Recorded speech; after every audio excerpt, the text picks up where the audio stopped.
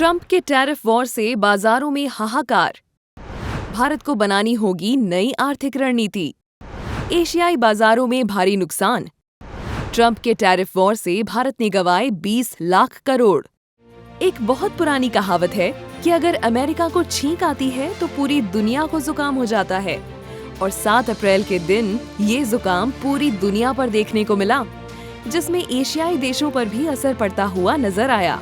दरअसल बीते दिन अमेरिकी राष्ट्रपति डोनाल्ड ट्रंप ने दुनिया के 60 देशों पर डिस्काउंटेड रेसिप्रोकल टैरिफ लगाया, जिसके बाद सोमवार सुबह इसका असर दिखा और भारतीय बाजार में जबरदस्त गिरावट देखने को मिली।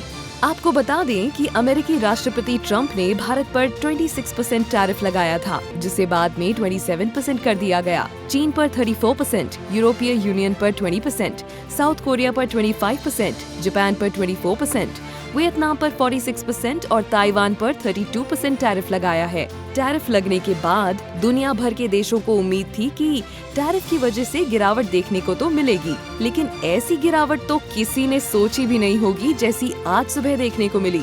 आपको बता दें कि इस गिरावट से सिर्फ भारत ही नहीं बल्कि पूरी दुनिया भर के देशों का भी बुरा हाल हुआ है, जिसमें जापान, वियतनाम, ताइवान, चीन आदि देश शामिल हैं।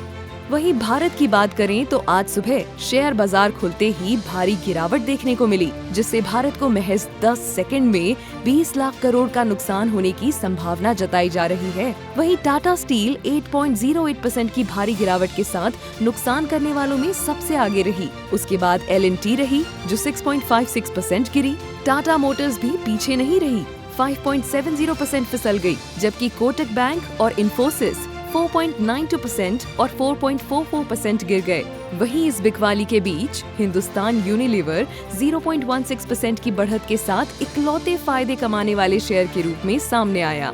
अन्य देशों के शेयर बाजारों की बात करें तो हांगकांग का हैंग सेंग 9.4% टूटा, जापान का निक्केई 8% नीचे, साउथ कोरिया का कॉस्पी 5% तक गिर गया। भारत भी इससे अछूता नहीं रहा। निफ्टी 400 अंक और सेंसेक्स 1000 अंक टूटा। दुनिया भर के देशों को आज सुबह काफी नुकसान झेलना पड़ा, जिससे कहा ये भी जा रहा है कि अब ग्लोबल ट्रेड वॉर शुरू होने वाला है।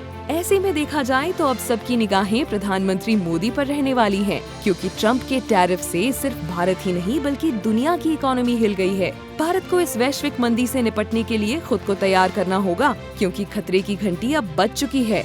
सरकार, उद्योग और आम निवेशकों को मिलकर इस तूफान से निपटने की रणनीति बनानी होगी, क्योंकि अब ये आर्थिक जंग है और इसकी चपेट में हम सब हैं।